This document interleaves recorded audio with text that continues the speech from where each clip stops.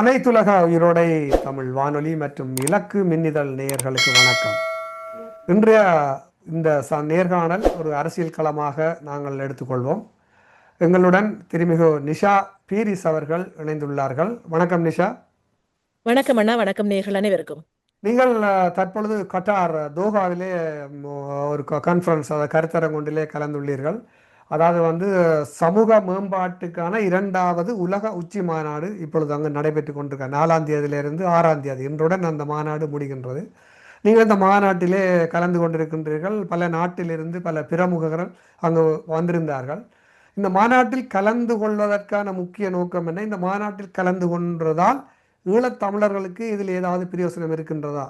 எதற்காக கலந்து கொண்டீர்கள் என்பதை நீங்கள் பேசுங்கள். அத்துடன் நீங்கள் அந்த இன்னுமொரு விடயத்தையும் அந்த global alliance against poverty and hunger, அதாவது வறுமைக்கு பசியை நீக்குவதற்கான அந்த கான்ஃபரன்ஸில் கூட நீங்கள் கலந்து கொண்டீர்கள். அதை பற்றி நாங்கள் பிறகு வருவோம். முதலில் இதை பற்றி இப்பொழுது நாங்கள் கதைப்போம். ஆமாம், நல்லது. இது 2வது உலக உச்சி மாநாடு. நீங்கள் சொன்னது போலவே second world summit for social development என்ற தலைப்பிலே டோஹாவிலே இது இடம்பெற்றுக் கொண்டிருக்கின்றது. இது அப்படி நாங்கள் சொல்லும் பொழுது முதலாவது எப்போது என்று நேர்களுக்கு ஒரு கேள்வி எழும்பலாம். முதலாவது நடந்தது 1995ஆம் ஆண்டு டென்மார்க்கினுடைய தலைநகரமான கோப்பன்ஹாகிலே இது முதல் தடவையாக நடந்தது. அப்போ 30 ஆண்டுகள் கழித்துத்தான் இதை பற்றி இப்போது இந்த உலகம் திரும்பி பார்க்கிறது என்று சொன்னால் 95ஆம் ஆண்டுல என்ன நடந்ததுன்னு சொன்னால், 2ஆம் உலக போருக்கு பிற்பாடு அந்த கோல்ட் வார் என்று சொல்லுவாங்க, ரஷ்யாவுக்கும் அமெரிக்காவுக்கும் இடையில நடந்த அந்த குளிர் போர் என்று சொல்வார்கள். அதற்கு பிறகு அதில் மீண்டு வந்து கொண்டிருந்தது உலகம். மீண்டு வந்து கொண்டிருக்கும் போது அங்கே உலக தலைவர்கள் ஒன்றிணைந்து வறுமை இருக்கின்றதே நமக்கு, இன்றைக்கு வரைக்கும் உணவில்லாமல் இருக்கின்றார்களே மக்கள் என்று சொல்லி அதை பற்றி யோசிக்கும் போது அவர்கள் ஒன்றிணைந்து 95ஆம் ஆண்டிலே கோப்பன்ஹாகிலே ஒன்றிணைந்து அவர்கள் 3 முக்கியமான ஒப்ஜெக்டிவ்ஸை ஃபிக்ஸ் பண்ணாங்க. அதுல என்னென்றால், எரடிகேஷன் ஆஃப் பாவர்ட்டி, வறுமையை போக்க வேண்டும். 2ஆவதாக ஃபுல் எம்ப்ளாய்மெண்ட், ஒரு நபருக்கு முழு நேர வேலை இருக்க வேண்டும். டீசன்ட் ஜாபாக இருக்க வேண்டும். டீசன்ட் சொல்லும் போது உடல் உழைப்பு இல்லாமல், நிறைய இல்லாமல், ஒரு அளவுக்கு ஒரு டீசென்டான ஜாபாக இருக்க வேண்டும். அதே மாதிரி சோஷியல் இன்டகிரேஷன், அதாவது சமூக ஒற்றுமையையும் வலுப்படுத்தி இது அந்த துணியில் இது இருந்தது. அப்படி இருக்கும் பொழுது 2025 இந்த 2வது உலக உச்சி மாநாடு நடக்கின்றதுன்னு சொன்னால், அது இடையிலே என்ன நடந்தது என்று பார்க்கும் பொழுது, நீங்கள் 2000ஆம் ஆண்டு வரும் பொழுது மில்லேனியம் டெவலப்மெண்ட் கோல்ஸ் என்று சொல்லி நீங்கள் கேள்விப்பட்டிருப்பீங்க. அந்த காலத்தில் 2000ஆம் ஆண்டு வரும்போது மில்லேனியம் என்று நிறைய வந்தது. அதே மாதிரி 2000ஆம் ஆண்டுலேருந்து 2015 வரைக்கும் இந்த மில்லேனியம் டெவலப்மெண்ட் கோல்ஸ் என்று ஐநாவிலே அது பேசு பொருளாக இருந்தது. உலக நாடுகள் எல்லாம் அதை நோக்கி பயணித்துக் கொண்டிருக்கின்றன. கிட்டத்தட்ட இந்த விடயங்களை தான் அவர்கள் பேசினார்கள். ஆனால் அவர்களுடைய இந்த உலகத்தினுடைய ப்ரையாரிட்டிஸ் மாறி இருந்தது. காரணம் என்னென்று சொன்னால், 2001ஆம் ஆண்டு பார்த்தால் வார் ஆன் டெரரிசம் இதுல நாங்க உற்று நோக்க வேண்டும். உலகத்தினுடைய கவனம் திரும்புகின்றது என்று சொன்னால் பொலிட்டிக்கலா அது திரும்புது. அப்ப அதுல எங்களுக்கு நடந்த விடயத்தை நாங்கள் இதை ஒரு விட்டு விடுகின்றேன், உங்களுடைய கவனத்துக்கு விடுகின்றேன். 2001ஆம் ஆண்டு வார் ஆன் டெரரிசம் நடந்தது. கிளைமேட் சேஞ்ச் நிறைய பேச பொருளாக இருந்தது. கோவிட் பேண்டமிக் வந்தது. இதெல்லாம் பார்க்கும் பொழுது இந்த 95ஆம் ஆண்டில் எடுக்கப்பட்ட இந்த 3 பிரகடனங்களை 3 இலக்குகளுமே கொஞ்சம் அதுல டிலூட் ஆனி போன மாதிரி இருந்தது. அதற்கு பிறகு இப்ப 30 ஆண்டுகளுக்கு பிறகு 2015ஆம் ஆண்டிலிருந்து 2030 வரைக்கும் சஸ்டைனபிள் டெவலப்மெண்ட் கோல் என்று சொல்லி ஐநாவிலே அது ஒரு பெரிய ஒரு பேசு பொருளாக இருந்து கொண்டிருக்கின்றது. இந்த உலக தலைவர்கள் எங்கெல்லாம் ஒன்று கூடுகிறாரோ அங்கே சஸ்டைனபிள் டெவலப்மெண்ட் கோல்ஸ், SDG என்றுதான் பேசுவார்கள். சஸ்டைனபிள் டெவலப்மெண்ட் கோல்ஸ்ல 17 பாயிண்ட்ஸ் இருக்குது. 17 செக்டர்ல அவர்கள் இந்த சஸ்டைனபிள் டெவலப்மெண்ட் கோல்ஸை யுனைடெட் நேஷன்ஸால உருவாக்கினார்கள். அதே போல இந்த சஸ்டைனபிள் டெவலப்மெண்ட் கோல்ல வர முதலாவது நம்பர் நோ பாவர்ட்டி, அதாவது வறுமை இல்லை.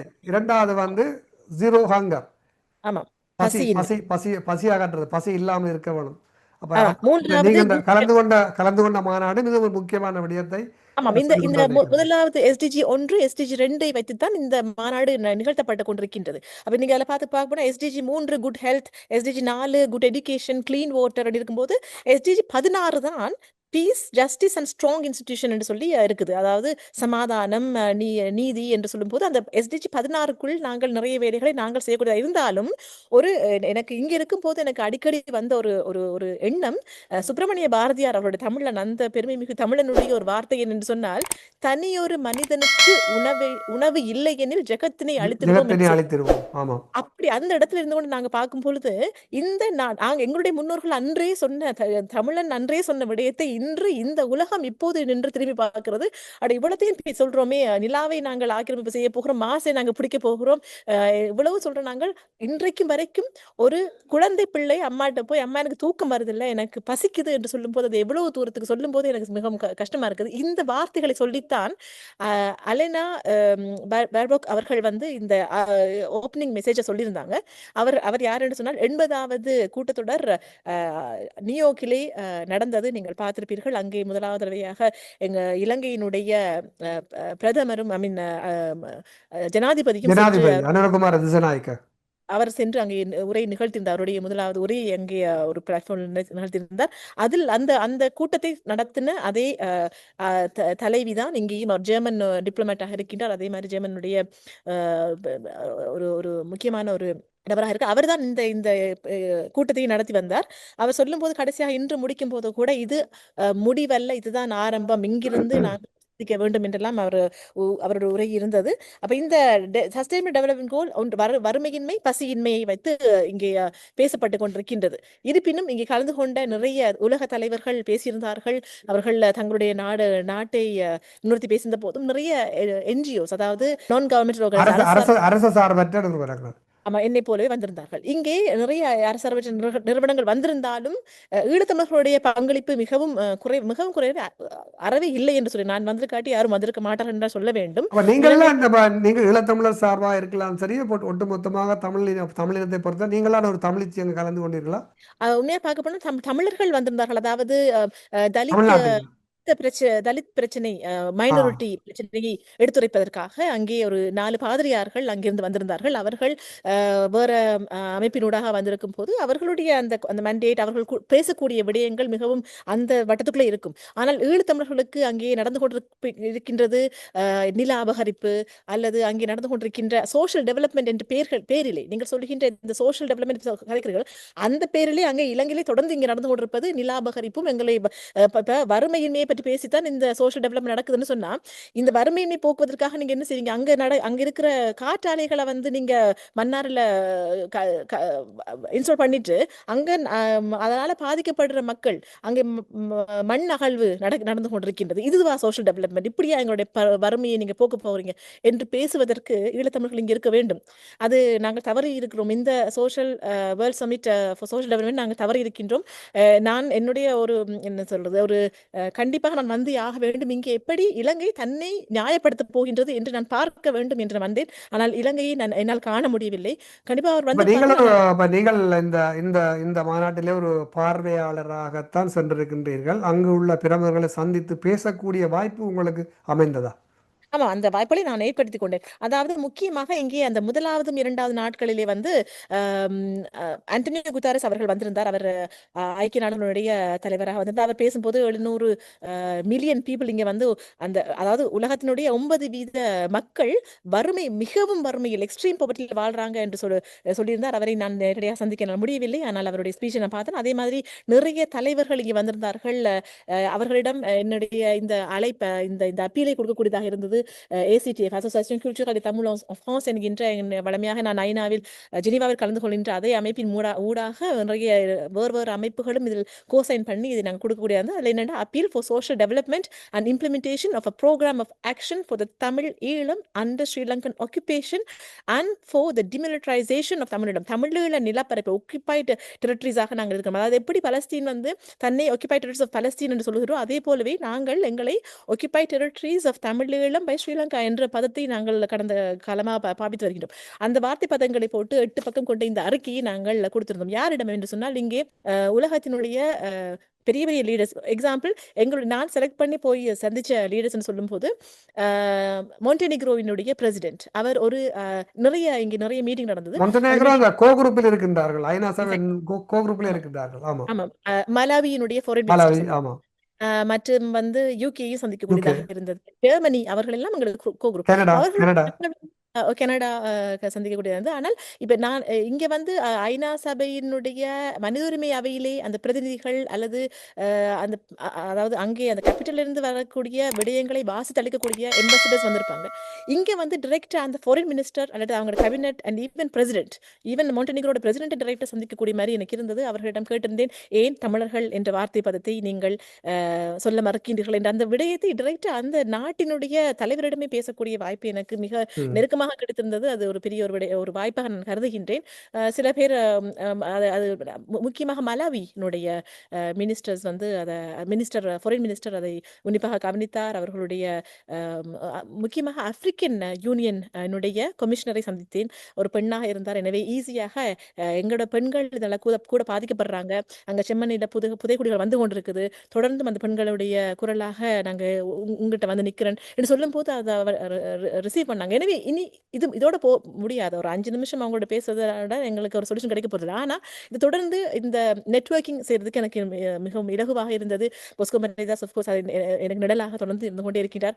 அவர் அனுப்பின இந்த அறிக்கையையும் நாங்கள் ஏற்கனவே நாங்கள் வளமையாக செய்கின்ற அறிக்கை. ஆனால் இது டோஹாவிற்காக நாங்கள் இதை ஒரு பொலிஷ் பண்ணி அவங்களுக்கு நாங்கள் சொல்லியிருந்தோம். இதில் வந்து நிறைய விடயங்களை நாங்கள் எடுத்துரைத்திருந்தோம். முக்கியமாக பார்க்க போனால் current situation of Tamil Eelam and occupation, socio economic conditions அங்கே என்ன எப்படி நடக்குது, அதாவது militarisation and human rights violation நடந்து கொண்டிருக்கின்றது.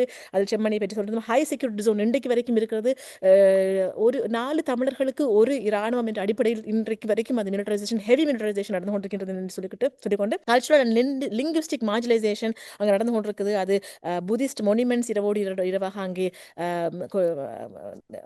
இருக்க குந்தூர் மலை போன்ற விடயங்களை சொல்லியிருந்தோம். நெசசிட்டி ஆஃப் டிமிலிட்டரைசேஷன், ஏனென்றால் அது வந்து ஒரு சோஷியல் டெவலப்மெண்ட்டுக்கு வந்து எங்களுக்கு வந்து ஒரு ஆப்ஸ்டாக்கிளாக இருக்க தடையாக இருக்கின்றது என்று இந்த அவையை ஈர்க்கக்கூடிய வகையிலே எங்களுடைய சொற்பதங்கள் இருக்கின்றது. International law and human rights obligations வந்து என்ன சொல்லுது, ஐசிசிபிஆர்ல என்ன சொல்லப்படுது, அதே மாதிரி ஐசிஇஎஸ்சிஆர் என்கின்ற international covenant on economic social and cultural rights வந்து என்ன சொல்லுது, ஆனால் எப்படி அங்கே அது அமல்படுத்தப்படுகின்றது என்று சொல்லிக்கொண்டு அது எவ்வாறு இந்த நீங்கள் பேசிக்கொண்டிருக்கிற விடயங்கள் இலங்கையிலே முற்றுமுழுதாக நிராகரிக்கப்பட்டுக் கொண்டிருக்கிறது தமிழர்களுக்கு என்று சொல்லியும் இலங்கை அரசு சார்பாக அவர்களுடைய டெலிகேஷன் வந்திருந்தார்களா? நான் அவர்களுடைய சீட்டை பார்த்தேன். ஆனால் அவர்களை காணவில்லை. வந்திருக்கலாம், ஆனால் அவர்கள் ஆக்டிவாக இங்கே பேசுவதாக இல்லை. ஆனால் இலங்கையிலிருந்து சில என்ஜிஓக்கள் வந்திருந்தார்கள், தமிழ்நாட்டிலிருந்து வந்திருந்தார்கள், நிறைய நேபாளிஸ், அது நிறைய பெண்கள் சாரியில் இருப்பதை நான் காணக்கூடியதாக இருந்தது. நான் நேரடியாக போய் பேசும்போது அவர்கள் ஒருவேளை இலங்கை சார்ந்திருப்பார்கள் என்று நினைத்து நாங்கள் கூட சவுத் ஈஸ்ட் ஏசியாவிலிருந்து வந்திருந்தார்களே தவிர இலங்கையை உண்மையாகவே நான் காணவில்லை. ஏன் அவர்கள் இந்த சமிட்டுக்கு அவர்கள் முக்கியத்துவம் கொடுக்கவில்லை? நான் உண்மையாக எதிர்பார்த்தேன் அவர்கள் வந்து இல்லை, அந்த நடந்த இன அழிப்பை மூடி மறைப்பதற்காக ஏதாவது ஒரு ஆக்ஷன் பிளான் வைத்திருப்பார்கள் என்றுதான் நான் எதிர்பார்த்து வந்தேன். நான் நினைக்கிறேன் அவர்களுக்கு ஒரு குற்றுணர்வு இருக்கும். ஏனென்றால் அவர்களுக்கு நிறைய பிரஷர் இருக்குது. எனவே அந்த குற்றுணர்விலே அவர்கள் வராமல் விட்டார்களா என்று தெரியவில்லை. ஆனால் ஈழத்தமிழர்களாக நாங்கள் செய்த வேலையை நல்ல சரிவர ஒரு திருப்தியோடு நான் நாளை நாடு திரும்புவேன் என்று நினைக்கின்றேன். நிச்சயமா வேறு யார் உங்களால் சந்திக்கக்கூடிய வாய்ப்பு உங்களுக்கு கிடைத்தது?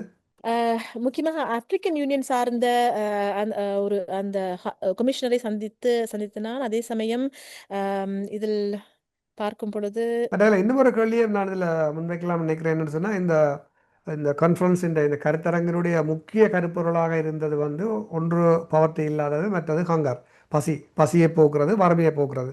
இது சார்ந்து அவர்களுடைய கன்க்ளூஷன் என்ன? இது சார்ந்து என்ன மாதிரியான வேலைகளை அவர்கள் நகர்த்த போகின்றார்கள்? எத்தனை வீதம் என்று சொல்லலாம். மக்கள் உலகத்திலே பசியாலும் வறுமையாலும் வாடுகின்றார்கள் என்று சொல்லலாம். ஐநா சபை வந்து காலங்காலமாக வந்து ஒவ்வொரு விடயங்களை சொல்கின்றார்கள். ஆனால் அவ்வளவு விடயங்களும் நடைமுறைப்படுத்தப்பட்டதா என்றால் இல்லை என்றுதான் சொல்ல வேண்டும். இப்போ சஸ்டைனபிள் டெவலப்மெண்ட் என்ற அந்த ப்ரொஜெக்டை கூட அந்த ப்ரொசஸ் வந்து 17 பாயிண்ட்ஸ்களை போட்டு அதை செய்தார்கள். ஆனால் அது சரியான முறையில் இன்றைக்கு நடத்தப்படுகின்றதா என்பது ஒரு கேள்விக்குறியா இருக்கின்றது அல்லவா? ஆமாம், திறன்படுத்தப்பட்ட வளர்ச்சி நோக்கங்கள் என்றுதான் ஐநா இதை தமிழில் மொழிபெயர்த்து தருகின்றது. பார்க்கும் பொழுது இது சரியான முறையில் சரியான பாதை நோக்கி போகின்றதா என்று ஒரு தங்களுடைய ரீஅசஸ்மெண்டாக தான் பார்க்குறாங்க. இது ஒரு இடத்துல நிற்பாட்டி விட்டு இப்போ நாங்கள் எதை நோக்கி போய் கொண்டிருக்கிறோம் என்று சொல்லி இப்போ இருக்கிற இந்த கான்டெக்ஸ்ட் பார்க்க போனால் கோவிடுக்கு பிறகு இருக்கிற இந்த கான்டெக்ஸ்டாக இருக்கட்டும், இந்த காலகட்டத்தில் நாங்கள் சரியான வளர்ச்சி பாதையில் போய் கொண்டிருக்கின்றோமா என்று தங்களை இடைநிறுத்தி அவர்கள் திரும்பி பார்க்கின்றார்கள் என்று சொல்ல வேண்டும். அப்படித்தான் அவருடைய க்ளோசிங் ரிமார்க்ஸில் அவர் சொல்லியிருந்தார். நீங்கள் கேட்ட கேள்வி யாரை சந்தித்தீர்கள் பார்க்கும்போது சார்க், நாங்கள் அடிக்கடி சொல்லுவோம் சார்க் மாநாடு என்னலாம் ஷாக் சொல்லுவாங்க. மாநாடு, ஆமாம், ஷாக் சவுத் ஏசியா இருக்கிறது ரீஜனல் கோஆபரேஷன் சொல்லுவாங்க. கார்பரேஷன், அவருடைய ஆமாம். எம்பசடர் மிஸ்டர் கோலம் சர்வார் அவரையும் சந்தித்திருந்தேன். அவரிடமும் இந்த அழைப்பை அவருக்கு இந்த இந்த எங்களுடைய இந்த அழைப்பையும் அவர்களுக்கு இதை கொடுத்திருந்தேன். அதே மாதிரி நான் சொன்ன commissioner for health, humanitarian affairs and social development, அவருடைய பேர் அம்பசடர் அம்மா துவம் அமோஹா, கானா நாட்டை சேர்ந்தவர். ஆனால் ஆப்பிரிக்கன் யூனியனுடைய கமிஷனராக இருக்கார் ஹெல்த்துக்கும் இந்த ஹியூமனிடேரியன் அஃபேர்ஸ். அதாவது எங்களுடைய உங்களுக்கு தெரியும் ஆப்பிரிக்கால நிறைய அது ஒரு பெரிய ஐரோப்பிய ஒன்றியம் மாதிரி ஆப்பிரிக்கன் யூனியனும் ஒரு பெரிய ஒரு ஐரோப்பிய ஒன்றியம் மாதிரி ஆப்பிரிக்கன் ஒன்றியம். அதில் ஹியூமனிடேரியன் அஃபேர்ஸ் மற்றும் சோஷியல் டெவலப்மெண்ட் அஃபேர்ஸுக்குரிய அந்த நபரையும் சந்தித்து அவரிடம் இதை அழைப்பு விடுத்திருந்தேன். ஈழத்தமிழர்களை நீங்கள் பாதுகாக்க வேண்டும். ஆப்பிரிக்கா எங்களுக்கு இப்போ நாங்கள் வந்து என்ஜிஓக்களாக இங்கே ஹியூமன் ரைட்ஸ் கவுன்சில் வேலை செய்யும்போது கூட நிறைய ஆப்பிரிக்கன் அமைப்புகளோடு சேர்ந்து தான் நாங்கள் எங்களுடைய ரிட்டன் ஸ்டேட்மெண்ட் எழுத்துமூல அறிக்கைகளையும் நாங்கள் கோசைன் பண்ணி கொடுக்கின்றோம் என்பதனை சொல்லிக்கொண்டு தமிழர்களுக்கு ஆப்பிரிக்காவினுடைய ஆதரவு தேவை என்றும் சொல்லியிருந்தேன். அதே மாதிரி சவுத் அமெரிக்கன் முக்கியமாக எனக்கு ஒரு மிக ஒரு நெகிழ்ச்சியான தருணம், பிரேசிலுடைய மினிஸ்டர் ஃபார் லேபர், முக்கியமாக இன்னொரு சொல்ல மறந்து விட்டேன், minister for labour of India, அவரை சந்தித்திருந்தேன். அவரிடம் பேசும்போது கூட எங்களுடைய ஈழத்தமிழர்களை பாதுகாக்க இந்தியா மௌனம் கலைக்க வேண்டும் என்பதையும் சொல்லும் பொழுது உங்களுக்கு தெரியும் எங்க நடந்து கொண்டிருக்க விடயங்கள் என்று சொல்லுது. அவர் ஒரு 2 செகண்ட் அவர் கேட்டுட்டு சொன்னார், இது உன்னுடைய பிரச்சனை மட்டுமல்ல என்னுடைய பிரச்சனை தான் என்று சொல்லியிருந்தார். அது மிகவும் ஒரு ஒரு நிகழ்ச்சியான தருணமாக நான் பார்த்தேன். இருப்பினும் அவர் இதை பற்றி கொஞ்சம் அந்த இந்தியா இன்னும் வாய் திறக்க மௌனம் கலைக்க வேண்டும் என்ற விடயத்தையும் நாங்கள் எதிர்பார்க்கின்றோம். அதே மாதிரி லேபர் மினிஸ்டர் ஆஃப் கென்யா அவரையும் சந்தித்திருந்தேன். அவர் மிகவும் தோழமையோடு பழகக்கூடிய ஒரு நபராக இருந்தார். தொடர்ந்து அவர்களுடைய எண்களை பரிமாற்றம் செய்து கொண்டு நெட்வொர்க்கிங், உங்களுடைய நாட்டில் நாங்கள் வந்து சந்திக்க வேண்டும், எங்களுக்கு தமிழீழத்திற்கான ஆதரவு நீங்க வழங்க வேண்டும் என்று இப்ப இதை பார்த்து கொண்டு சொல்லி நினைக்கலாம். இவங்க வந்து அன்றைக்கு ஒரு ஒரு ஒரு ஆள் வந்து எழுதுறாங்க, சோசியல் மீடியாவில் வந்து எழுதுறாங்க, தமிழிடத்துக்கான கொள்கை வகுப்பை செய்யாத போது இவர்கள் தான் தோண்டி தரத்தனமாக இப்படி போய் கதைக்கிறாங்க. பலஸ்தீன சந்திச்சேன், அந்த போட்டோ போடும்போது தான் எனக்கு இருந்ததுன்னா பலஸ்தீன மக்கள் எங்களுக்கு ஒரு முன்னோடிகளாக இருந்து வருகின்றார்கள். அவர்களுடைய பிரச்சனை பார்க்கணும்னா state of occupied territories of Palestine என்று அவர்கள் வாதாடியே இங்கே வந்து ஒரு சீட் அவர்களுக்கு கிடைச்சிருக்குது. அவருடைய மினிஸ்டர், இந்த சோஷியல் டெவலப்மெண்ட்டுக்கான ஒரு மினிஸ்டர் இங்கே வந்திருந்தாங்க. அவங்கள ஒரு சைடிமெண்ட்லையும் கண்டன் அவர் மெயின் அவையில் பேசிவிட்டு போகும்போது கூட அவர்களை சென்று இந்த அழைப்பையும் கொடுத்து விட்டு அவருடைய அவர் ஒரு அழகான கதை சொல்லியிருந்தார். அதான் அழகான இல்லை, உருக்கமான கதை. உணவு தான் உணர்வுகளை கடத்தும். நான் எங்களுடைய மொழியிலும் அது இருக்கின்றது.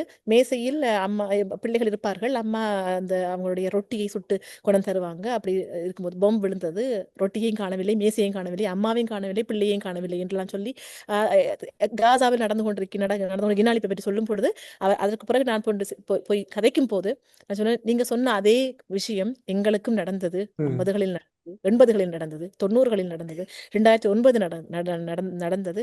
இப்போது எலும்புக்கூடுகள் வந்து கொண்டிருக்கின்றன. நீங்கள் எங்களுக்கு முன்னோடியாக இருக்கின்றீர்கள், எங்களுக்கு உதவுங்கள் என்று சொல்லும் போது என்று கையை இறுக்கி பிடித்து, இதே மாதிரி தான் அவருடைய எக்கிவலன் அங்கே நான் சந்திச்ச எம்பாசடரும் ஜெனீவால மிகவும் நெருக்கமாக எங்களை ஃபீல் பண்றாங்க. நாங்க தான் கேட்க தவறுறோமோ என்று நான் நினைக்கிறேன். இப்போ சொன்னாங்க, I will definitely help you அப்படின்னு சொன்னாங்க. இது ஒரு பெரிய ஒரு விஷயமா நான் பார்க்கிறேன். பார்க்கிறவங்க நினைக்கலாம் உணவு என்பது வந்து ஒரு குடும்பத்தினுடைய மக்களுடைய பசியை போக்குறது மட்டுமல்ல, உணவு மேசையில இருந்து குடும்பமாக உணவை பரிமாறும் பொழுது எத்தனை விடயங்கள், எத்தனை கருத்துக்களை எங்கள் பெரியோர்கள் அந்த உணவு மேசையிலே சொல்கின்றார்கள்.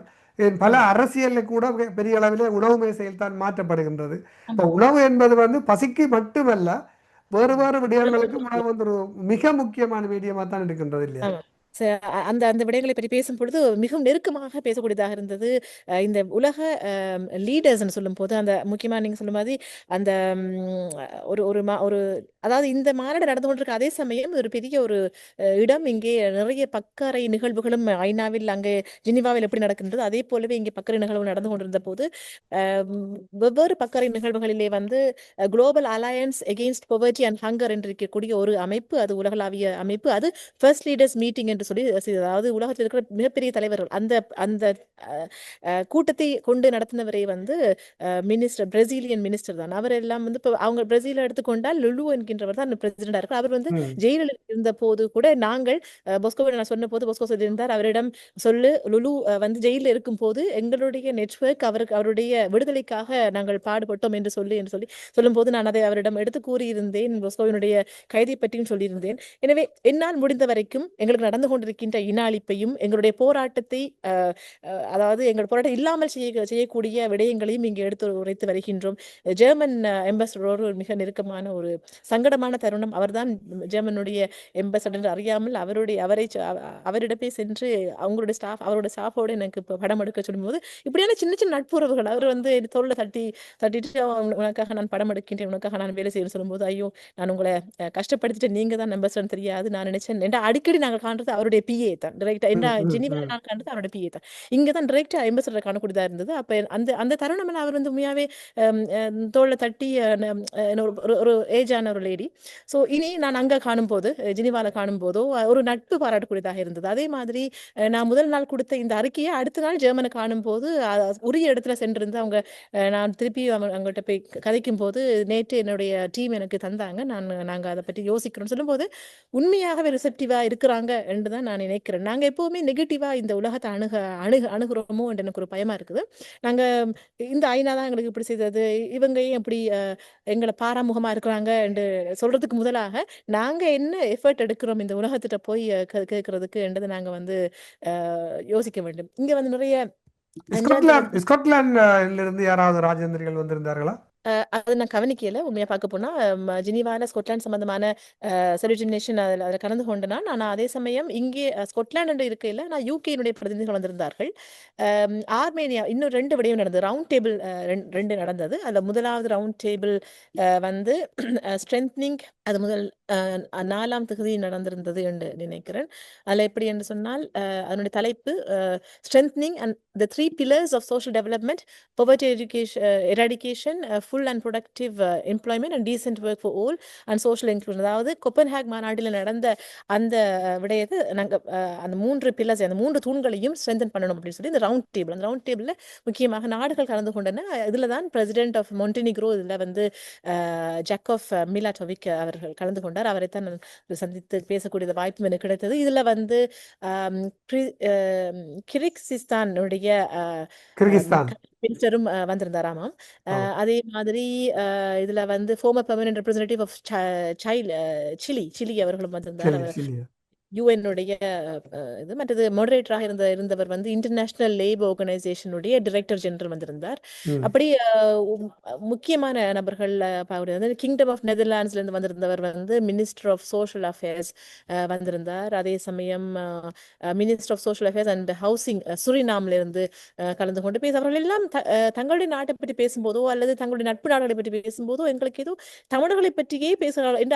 அவங்களுக்கும் எங்களுக்கும் இருக்கின்ற விடயம் ஒரே மாதிரி. இப்ப எக்ஸாம்பிள் எடுத்துக்கொண்டால் ஆர்மேனியாவுடைய ஸ்டேட்மெண்ட் எடுத்து பார்த்தால் 5ஆம் தேதி அவர்கள் பேசியிருந்தார்கள். அவர்களும் கோவிடுக்கு பிறகு கிளைமேட் சேஞ்சுக்கு பிறகு கான்ஃபிளிக்ஸுக்கு பிறகு நாங்கள் இதை பற்றி சிந்திக்கின்றோம். எங்களுடைய நாடு நிறைய இனப்படுகொலை தாண்டி வந்தது. எனவே நாங்கள் இது வராம பார்க்கணும்னு சொன்னால் எங்களை போல கஷ்டப்படுகின்ற இனத்துக்கு நாங்களும் உதவி செய்யணும். யுக்ரைனை பற்றி பார்க்கும் பொழுதோ அல்லது அதே போன்று சில என்ஜிஓக்களுக்கு வாய்ப்பு இருந்தது. ஆனால் அந்த என்ஜிஓக்கள் பெரிய பெரிய என்ஜிஓக்களாக இருந்ததை தவிர உண்மையில நிஷா பீரிஸ் அவர்களை வந்து நீங்கள் எடுக்கின்ற இந்த முயற்சி வந்து உண்மையிலே ஒரு மிகவும் வரவேற்கத்தக்க முயற்சி. நாங்கள் ஜெனிவாவில் மட்டும் நின்று எங்களுடைய வேலைகளை நகர்த்த முடியாது. இப்படியான இந்த டிப்ளமேட்ஸ் சர்வதேச ரீதியாக இன்டர்நேஷனல் டிப்ளமேட்ஸ் ஒவ்வொரு நாடுகளிலும் இருந்து வந்த பொழுது இப்படியான இடங்களிலேயும் போய் நாங்கள் சந்தித்து அவர்களை நெட்வொர்க் கொண்டை ஒரு தொடர்ச்சியாக எங்களுக்கு ஒரு நெட்வொர்க் கொண்டை உருவாக்க வேண்டும். அது இப்படியான இந்த கருத்தரங்களிலே வந்து அதுக்கான வசதிகள் வந்து கூட இருக்கும். நீங்கள் அங்கு துணிந்து அங்கு சென்று இவர்கள் எல்லாம் சந்தித்ததை வென்று மிகவும் உங்கள் ஈழத்தமிழர்களை பொறுத்தவரையில் வந்து நல்ல விடயமாகத்தான் பார்க்கின்றேன். நாங்கள் நிறைவு செய்கின்ற நேரம் நான் நெருங்கி கொண்டிருக்கின்றபடியால் இறுதியாக நீங்களே சொல்ல வேண்டும் என்றால் மிகச் சுருக்கமாக சொல்லுங்கள். மிகச் சுருக்கமாக சொல்வது என்று சொன்னால் எங்கெல்லாம் உலகம் ஒன்று கூடுகின்ற அப்போது நீங்கள் கேட்ட கேள்விக்கு வருகின்றேன். எங்கெல்லாம் உலகம் ஒன்று கூடுகின்றதோ எங்கெல்லாம் பெரிய பெரிய ஆட்கள் இந்த விதிமுறைகளை மாற்றி நினைக்கிறார்களோ அங்கே நின்று கொண்டு ஈழத்தமிழச்சி நான் எனக்கு நடப்பது இனப்படுகொலை, நீங்கள் என்னை பற்றி பேசும்போது என்னுடைய இன அடையாளத்தை முன்வைக்க வேண்டுமே தவிர என்னுடைய மத அடையாளத்தையோ நான் இந்து என்றோ கத்தோலிக் என்றோ முஸ்லிம் என்றோ என்னை பிரித்து ஆளாதீர்கள், நாங்கள் இனப்படுகொலை செய்யப்பட்டு கொண்டிருக்கின்ற ஈழத்தமிழர்கள் என்று சொல்ல வேண்டும் என்று நாங்கள் முதல் அங்கிருந்து நாங்கள் எங்களுடைய ஐடென்டிட்டி, எங்களுடைய அடையாளத்தை முதல் அங்கு அசர்ட் பண்ண வேண்டிய தேவை எங்களுக்கு இருக்கின்றது. எனவே இங்கே பேசும்போதெல்லாம் ஒக்கிபைட் டெரிட்டரிஸ் ஆஃப் தமிழ் ஈழம் என்று தான் நான் பேசிக் கொண்டிருக்கிறேன். அதே சமயம் அவர்களுடைய நட்பை நாங்கள் பாகிஸ்தானோட பேசுகின்றோம், இந்தியாவோட பேச வேண்டியிருக்கிறது, சைனாவோடையும் பேச வேண்டியிருக்கிறது. சைனா கூட இந்த சமிட்டுக்கு அவர்களுடைய ஒரு உந்துதல் தான் காரணம் என்றும் சொல்லப்படுகின்றது. ஏனென்றால் இந்த 2030 ஆண்டு இந்த SDGs எல்லாமே 17 கோல்ஸும் அடைய வேண்டும் என்று அவர் சொல்லும் போது சைனா தங்களுடைய அந்த தலையீட்டின் கீழ் இதை கொண்டு வந்தது. கட்டார் நாடு மிகவும் பெரிய அளவில் இதற்கு ஒரு சப்போர்ட் கொடுத்திருந்தது. என்றால் சில பேர்கள் சொன்னாங்க இந்த சம்மிட்டுக்கு இவர்கள் செலவழிக்கின்ற இந்த பணத்தை வைத்தே ஒரு நாட்டினுடைய வறுமையை போக்கி விடலாமே என்று கூட சில பேர் கடிந்து கொண்டார்கள். ஆனால் அதை ஒபிஷியலாக சொல்லாட்டி கூட சொன்னாலும் கூட இந்த விடயத்தை கூட செய்ய வேண்டிய தேவை அதுவும் இருக்கின்றது. தற்சமயம் இந்த அரபு நாடு பகுதிகளிலே வந்து இந்த இப்பொழுது நடைபெறுகின்ற பதற்றமான நிலையிலும் கூட கட்டார் வந்து இப்படியாக இது ஒழுங்கு செய்துள்ளார்கள். ஏற்கனவே இது திட்டமிட்டு ஒழுங்கு செய்த ஒரு கருத்தரங்கதாக இருக்கும். உண்மையிலே இது நல்ல ஒரு கமிங் ஃபார் ஃபியூச்சர் இது எப்படின்னு பார்க்குறாங்க. இதில் ஒரு பிரிட்ஜ், ஒரு பாலமாக பார்க்கின்றோம் என்று சொல்லித்தான் அவர் அனலினா இதை முடித்திருந்தார். அதாவது 2026 ஆண்டு சமிட் ஃபார் ஃபியூச்சர் நடக்க இருக்கின்றது. பல ஆண்டுகளாக ஐநா இதை சொல்லிக் கொண்டிருக்கின்றது. எனவே சமிட் ஃபார் ஃபியூச்சர் 2026 அடுத்த வருடம் நடக்கும்போது இது ஒரு முக்கியமான புள்ளி. என்னால் நாங்கள் ஆரம்பித்தது சரியான முறையில் போய்கொண்டிருக்கின்றதா என்று ஒரு போஸ்ட் பண்ணி அதை ரிவைண்ட் பண்ணி பார்க்கறதாக ஒரு செல்ஃப் எஸ்டிமேஷனாக இதை பார்க்குறாங்க. எனவே ஈழத்தமிழர்கள் நாங்கள் எங்கிருக்கின்றோம், நாங்கள் என்ன செய்ய வேண்டும், எங்களுக்கு ஒரு ஃபியூச்சர் இருக்கின்றதா என்று கேட்க வேண்டும். நாங்கள் உண்மையாகவே எதை நோக்கி நகர்ந்து கொண்டிருக்கின்றோம் என்றெல்லாம் கேள்விகள் நாங்கள் கேட்டு நகர்த்த வேண்டும். இந்த இடத்தில் இருந்து கொண்டு நான் இதையும் அறிவித்து விடுகின்றேன். இன்னும் 2 கிழமைகளில் ஜெனீவாவில் தொடர்ந்தும் எங்களுடைய போராட்டம் நடக்கத்தான் இருக்கின்றது. அங்கே 24ஆம் தேதியிலிருந்து 26ஆம் தேதி வரை business and human rights forum மற்றும் மைனாரிட்டி ஃபோரம் நடக்க இருக்கின்றது. அங்கேயும் எங்களுடைய தலைமையின் கீழ் பொஸ்கோ மரிதாசனுடைய தலைமையின் கீழ் அங்கே எங்களுடைய செயற்பாடு தொடர்ந்து கொண்டே இருக்கும் என்று எங்கெல்லாம் உலகம் கூடுகின்றதோ அங்கெல்லாம் ஈழத்தமிழர்கள் எங்களுடைய இனப்படுகொலை பறைசாற்றி நிற்க வேண்டும் என்றும் சொல்லிக் கொள்கின்றேன். நீங்கள் பேசும்பொழுது நான் சீனாவுடனும் பேச வேண்டும் என்று சொல்லியிருந்தேன். ஈழத்தமிழர்களை பொறுத்தவரையில் நாம் யாருடன் பேச வேண்டும், யாருடன் பேசக்கூடாது என்றில்லை. நாம் எல்லாருடனும் பேச வேண்டும்.